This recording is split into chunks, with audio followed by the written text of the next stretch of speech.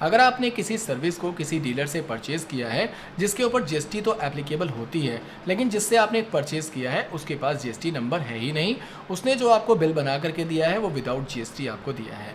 लेकिन यहाँ पर आपकी जिम्मेदारी बन जाएगी, यानी आपके ऊपर लायबिलिटी आ जाएगी कि आपको यहाँ पर जो सर्विस आपने यहाँ पर इस्तेमाल की है उसका तो पैसा आप डीलर को प्रोवाइड करेंगे, इसके अलावा जो जीएसटी का अमाउंट होगा वो आपको गवर्नमेंट को पे करना होगा। अब इसको आप टेली प्राइम में किस तरीके से एडजस्ट करेंगे, यानी आज की इस वीडियो में मैं आपको कंप्लीट प्रोसेस बताने जा रहा हूं कि आप किस तरीके से किसी भी अनरजिस्टर्ड पार्टी की ट्रांजैक्शन को किस तरीके से टेली प्राइम में रिकॉर्ड करेंगे। इसके अलावा आप किस तरीके से जीएसटी की लायबिलिटी को यहां पर क्रिएट करेंगे और साथ ही साथ आप उसकी पेमेंट किस तरीके से करेंगे, ये पूरा कंप्लीट प्रोसेस आज की इस वीडियो में मैं आपको बताने जा रहा हूं। इसके अलावा अगर आपको आरसीएम के बारे में नहीं पता, एफसीएम के बारे में नहीं पता, यानी कि जो आज की ट्रांजैक्शन मैं आपको बताने जा रहा हूं वो आरसीएम के ऊपर ही डिपेंड है, और अगर आप एडवांस जीएसटी सीखना चाहते हैं तो आपको आरसीएम और एफसीएम दोनों के बारे में जानना बहुत ज़रूरी है। इसकी वीडियो पहले ही मैंने बना रखी है, आपको डिस्क्रिप्शन में इसका लिंक मिल जाएगा, आप वहां से जाकर के इसे देख सकते हैं, या फिर मैं आपको आई बटन पे भी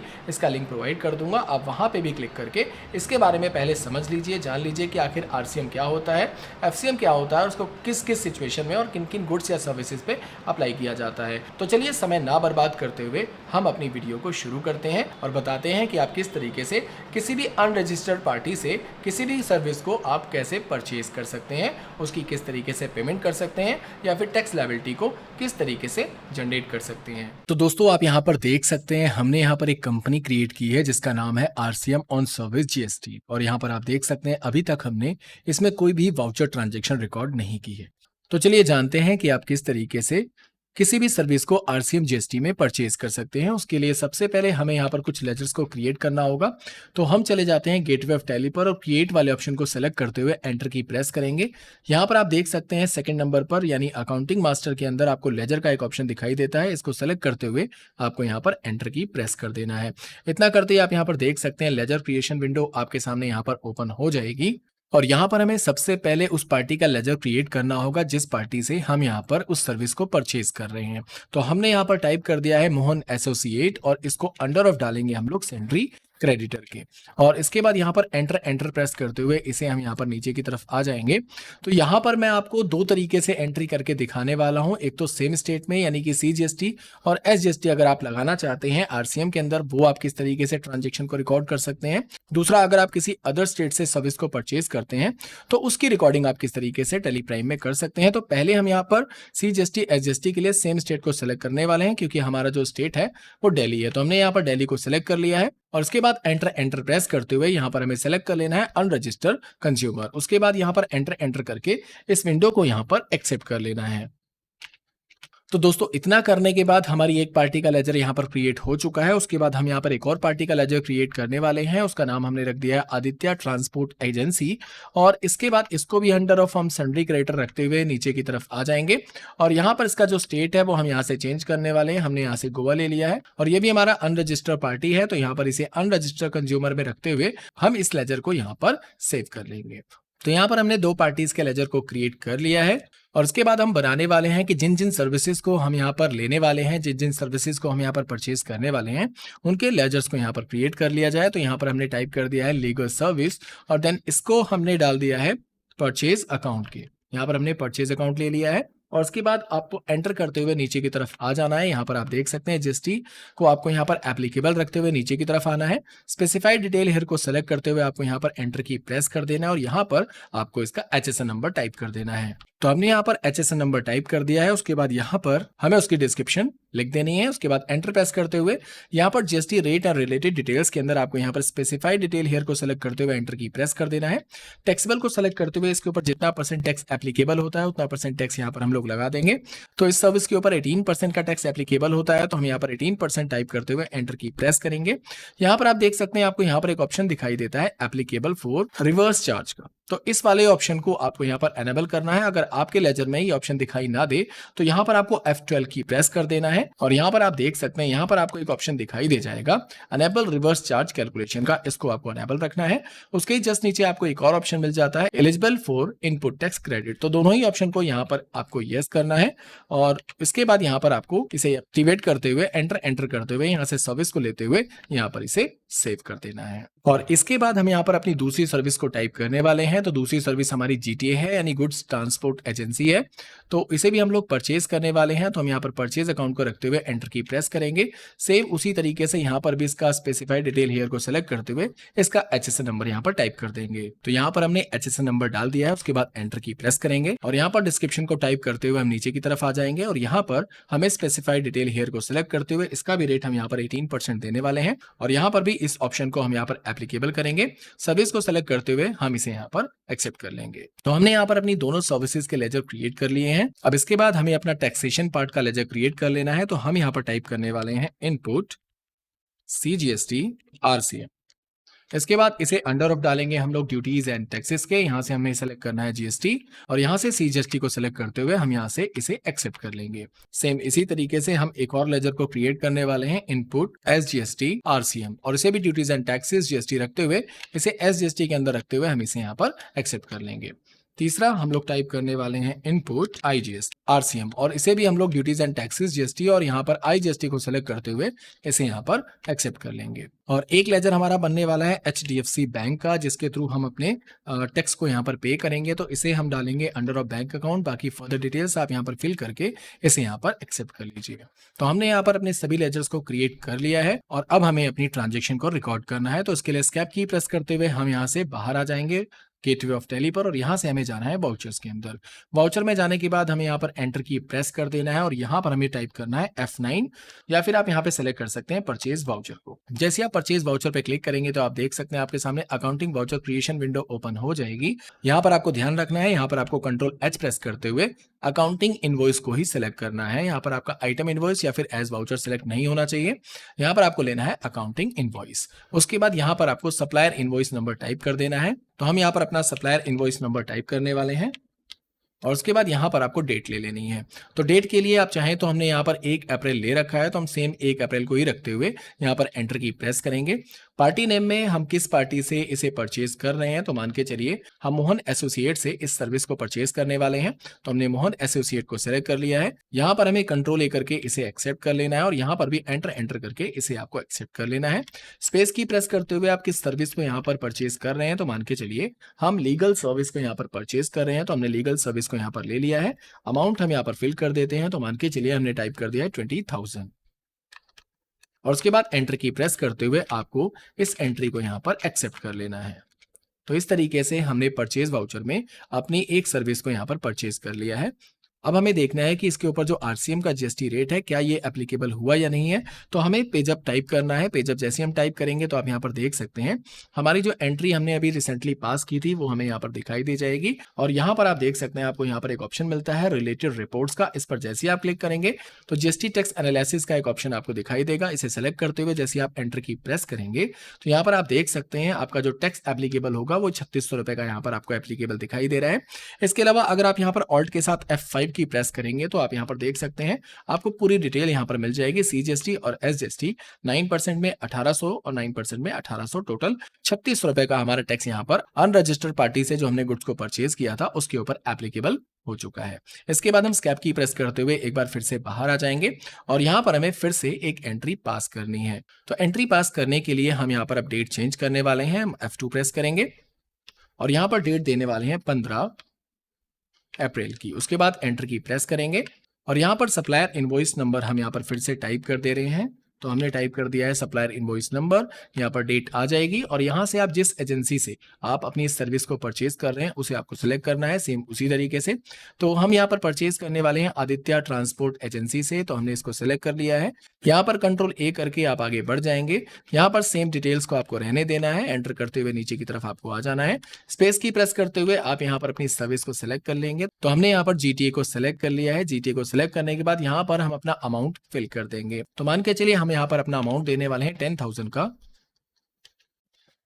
और उसके बाद एंटर की प्रेस कर देंगे और इसी तरीके से हम इस सर्विस को भी यहाँ पर परचेज कर लेंगे। तो दोनों सर्विसेज हमने यहाँ पर परचेज कर ली है और अब हम आपको GSTR 3B में लेकर के चलते हैं और वहां पर अपनी ट्रांजेक्शन को यहाँ पर आपको दिखाते हैं। तो यहाँ पर Alt G प्रेस करेंगे। यहाँ पर हमने टाइप कर दिया है GSTR R3B। यहाँ पर आप देख सकते हैं जीएसटी R3B हमें दिखाई देगा। इसको सेलेक्ट करते हुए जैसे हम एंटर की प्रेस करेंगे तो आप यहाँ पर देख सकते हैं टोटल वाउचर एंट्री हमें यहाँ पर दिखाई दे जाएगी। इंक्लूड इन रिटर्न का भी आपको यहाँ पर ऑप्शन दिखाई दे जाएगा और यहाँ पर आप देख सकते हैं हमारा tax on outward and reverse charge का भी ऑप्शन आपको दिखाई दे जाएगा, जिसमें सारी डिटेल आपको यहाँ पर मिल जाएगी। नीचे की तरफ आप यहाँ पर देख सकते हैं यहाँ पर हमारा इनपुट टैक्स क्रेडिट का एक ऑप्शन दिखाई दे रहा है, जो कि हमें यहाँ पर क्लेम करना है अपने आईटीसी के लिए। इसको सेलेक्ट करते हुए जैसे हम यहाँ पर एंटर की प्रेस करेंगे तो यहाँ पर आप देख सकते हैं यहाँ पर हमारा इनवर्ड सप्लाईज हमें दिखाई देगी। इस पे एंटर की प्रेस करेंगे तो हमने जो दोनों ट्रांजेक्शन यहाँ पर रिकॉर्ड की थी वो आपको यहाँ पर दिखाई दे रही है, जिसमें आप यहाँ पर देख सकते हैं 20,000 रुपए का हमने जो सर्विस यहाँ पर मोहन से परचेज किया था, यानी मोहन एसोसिएट से, उसके ऊपर सीजीएसटी और एसजीएसटी एप्लीकेबल है, जिसका अमाउंट बनता है यहाँ पर 3600 रुपए। और इसी तरीके से यहाँ पर आप देख सकते हैं 10,000 का हमने आदित्य ट्रांसपोर्ट एजेंसी से सर्विस को परचेज किया था, जिसका आईजीएसटी अमाउंट बनता है 1800 रुपए। इसके बाद हम यहाँ पर स्कैप की प्रेस करते हुए एक बार बाहर आएंगे। बाहर आने के बाद मैं आपको सबसे पहले बैलेंस शीट भी एक बार दिखाना चाहूंगा। बैलेंस शीट में आप यहाँ पर देख सकते हैं, बैलेंस शीट में जाने के बाद जैसे हम यहाँ पर ऑल्ट के साथ F5 प्रेस करेंगे तो अभी आप देख सकते हैं करंट लायबिलिटी के अंदर हमें हमारा ड्यूटीज एंड टैक्सेस कुछ भी दिखाई नहीं दे रहा है। तो इसके लिए अब हम यहाँ पर स्कैप की प्रेस करते हुए बाहर आएंगे और यहाँ पर हमें अपनी एक जर्नल वाउचर की एंट्री पास करनी होगी। तो हम चले जाते हैं वाउचर के ऊपर। वाउचर में आने के बाद यहाँ पर हमें प्रेस करना है F7 और जैसे हम F7 की प्रेस करेंगे तो आप यहाँ पर देख सकते हैं हमारे सामने जनरल वाउचर की विंडो ओपन हो जाएगी। यहाँ पर F2 प्रेस करते हुए हम यहाँ पर अपनी डेट डाल देते हैं। तो हमने यहाँ पर अपनी डेट डाल दी है 30/4 और उसके बाद एंटर की प्रेस करेंगे। तो दोस्तों जनरल वाउचर में आने के बाद यहाँ पर आप देख सकते हैं आपको यहाँ पर एक ऑप्शन दिखाई देता है स्टार्ट एडजस्टमेंट का, या तो आप इस पर क्लिक कर सकते हैं या फिर ऑल्ट के साथ आप जे भी प्रेस कर सकते हैं। तो यहाँ पर हम इस वाले ऑप्शन को सिलेक्ट करते हुए यहाँ पर क्लिक करेंगे। यहाँ पर आप देख सकते हैं आपको यहाँ पर एक ऑप्शन दिखाई देता है जीएसटी का, इसको आपको सिलेक्ट कर लेना है और यहाँ पर आपको सिलेक्ट कर लेना है increase in tax liability and input tax credit. इसको सिलेक्ट करते हुए यहाँ पर आप देख सकते हैं आपको यहाँ पर एक ऑप्शन दिखाई देता है परचेज फ्रॉम अनरजिस्टर्ड डीलर का, इसको आपको सिलेक्ट कर लेना है क्योंकि हमने जो भी सर्विस परचेज की है वो अनरजिस्टर्ड डीलर से यहाँ पे परचेज की है। अब यहाँ पर हमें सबसे पहले क्या करना है, यहाँ पर हमें सबसे पहले सेलेक्ट कर लेना है इनपुट सीजीएसटी आरसीएम को और इसको सेलेक्ट करते हुए यहाँ पर इसका जो रेट था वो हम यहाँ पर टाइप कर देंगे। तो इसका जो रेट था वो 9% का रेट था और टैक्सेबल वैल्यू कितनी थी, तो टैक्सेबल वैल्यू थी 20,000 रुपए। तो 20,000 रुपए डाल करके हम यहाँ पर एंटर की प्रेस करेंगे और यहाँ पर हम लोग टाइप करने वाले हैं 1800 रुपए, यानी उसका जो टैक्स अमाउंट था वो हमें यहाँ पर टाइप करना होगा और एंटर की प्रेस करना होगा। यहाँ पर क्रेडिट को आप फिर से डेबिट कर दीजिए और फिर से यहाँ पर आपको इनपुट एसजीएसटी को सिलेक्ट करते हुए एंटर की प्रेस कर देना है। तो आप यहाँ पर देख सकते हैं आपकी बार ये डिटेल ऑटोमेटिक फिल हुई आपको दिखाई दे जाएगी। आपको केवल एंटर करके इसे एक्सेप्ट कर लेना है और यहाँ पर आपको अपना अमाउंट फिल कर देना है। इसके बाद जैसे आप एंटर की प्रेस करेंगे तो क्रेडिट साइड में आपको फिर से आपको उसी को सेलेक्ट कर लेना है, यानी इनपुट सीजीएसटी आरसीएम को आपको सेलेक्ट कर लेना है। यहाँ पर आपको फिर से वही ऑप्शन दिखाई देगा 9% 20,000 का, उसको आपको सेलेक्ट करते हुए एंटर प्रेस कर देना है। यहाँ पर आपको टोटल अमाउंट इंक्लूड होकर के दिखाई देगा, बट यहाँ पर आपको टाइप कर देना है 1800 रुपए। उसके बाद एंटर प्रेस करते हुए फिर से आपको यहाँ पर इनपुट एसजीएसटी को सिलेक्ट कर लेना है और इसके बाद एंटर करते हुए इसे भी यहाँ पर एक्सेप्ट कर लेना है। तो आप यहाँ पर देख सकते हैं हमें यहाँ पर इनपुट सीजीएसटी और इनपुट एसजीएसटी को एक बार डेबिट और एक बार क्रेडिट करना होगा। उसके बाद एंटर करते हुए यहाँ पर अभी एक ऑप्शन आप देख सकते हैं आपको लिखा हुआ दिखाई देगा प्रोवाइड जीएसटी डिटेल का, इसमें आपको इसे यस करते हुए एंटर प्रेस कर देना है और यहाँ पर आपने जिस पार्टी से इस सर्विस को परचेज किया था उसे आपको सेलेक्ट कर लेना है। तो हमारे केस में हमने मोहन एसोसिएट से इसे परचेज किया था, तो इसको सेलेक्ट करते हुए हम यहाँ पर एंटर करते हुए इसे यहाँ पर एक्सेप्ट कर लेंगे। बाकी नरेशन आप अपने हिसाब से यहाँ पर फिल कर सकते हैं। तो यहाँ पर हमने एक एंट्री पास कर दी है। अब हम एक बार ऑल्ट जी प्रेस करते हुए वापस से जीएसटी R3B को यहाँ पर ओपन कर लेते हैं और यहाँ पर आप देख सकते हैं यहाँ पर आपको लिखा हुआ दिखाई दे जाएगा इंक्लूडेड इन रिटर्न्स। इस पर जैसे आप टैप करेंगे तो आप देख सकते हैं हमारी एडजस्टमेंट एंट्री जो हमने पास की थी आरसीएम की वो यहाँ पर आपको दिखाई दे जाएगी। इसके बाद हम फिर से स्कैप की प्रेस करते हुए बाहर आ जाएंगे, वापस से जनरल वाउचर के ऊपर आ जाएंगे और यहाँ पर फिर से हमें स्टार्ट एडजस्टमेंट पे क्लिक करना है या फिर आप ऑल्ट के साथ जे भी प्रेस कर सकते हैं। यहाँ पर आपको जीएसटी को उसी तरीके से फिर से सिलेक्ट कर लेना है और यहाँ से increase tax liability and input tax credit को सिलेक्ट करते हुए एंटर की प्रेस कर देना है। परचेज फ्रॉम अनरजिस्टर्ड डीलर को सिलेक्ट करते हुए एंटर प्रेस कर देना है। सेम इसी तरीके से अब हम यहाँ पर आईजीएसटी को डेबिट करने वाले हैं और आईजीएसटी को ही हम यहाँ पर क्रेडिट करने वाले हैं। इसका जो परसेंटेज था वो 18% था। टैक्सेबल वैल्यू कितनी थी, तो 10,000 थी। तो 10,000 टाइप करते हुए हम यहाँ पर एंटर की प्रेस कर देंगे और इसका जो टैक्स अमाउंट था वो 1800 रुपये था। एंटर प्रेस करेंगे। क्रेडिट साइड में फिर से हम यहाँ पर इनपुट IGST को सिलेक्ट करते हुए यहाँ पर वापस से एंटर करके इसे यहाँ पर एक्सेप्ट करेंगे। सेम इसी तरीके से प्रोवाइड GST डिटेल में इसे यस करेंगे। यहाँ पर पार्टी सेलेक्ट कर लेंगे आपकी बार हम आदित्य ट्रांसपोर्ट एजेंसी को और एंटर करके इसे हम यहाँ पर एक्सेप्ट कर लेंगे। नरेशन आप अपने हिसाब से यहाँ पर टाइप कर सकते हैं। तो आप यहाँ पर देख सकते हैं हमने ट्रांजैक्शन को यहाँ पर रिकॉर्ड कर लिया है। इसके बाद वापस से Alt G प्रेस करेंगे और यहाँ पर हम टाइप कर देते हैं GST R3B और यहाँ पर आप देख सकते हैं हमारी 2 ट्रांजैक्शन यहाँ पर दिखाई दे जाएगी इंक्लूडेड इन रिटर्न्स के अंदर। जिस पे जैसे ही आप एंटर की प्रेस करेंगे तो आप यहाँ पर देख सकते हैं दोनों ही एंट्रीज हमें यहाँ पर दिखाई देगी। और इसके बाद अब हम इसकी पेमेंट कर देते हैं। तो पेमेंट करने के लिए आप यहाँ पर स्कैप की प्रेस करते हुए बाहर आएंगे। पेमेंट के लिए आपको F5 की प्रेस कर देना है। इसके बाद आपको यहाँ पर स्पेस की प्रेस करते हुए HDFC बैंक को सेलेक्ट कर लेना है। इसके बाद यहाँ पर आपको प्रेस करना है कंट्रोल के साथ F यानी ऑटोफिल और यहाँ पर आपको ऑप्शन दिखाई देगा स्टार्ट पेमेंट का।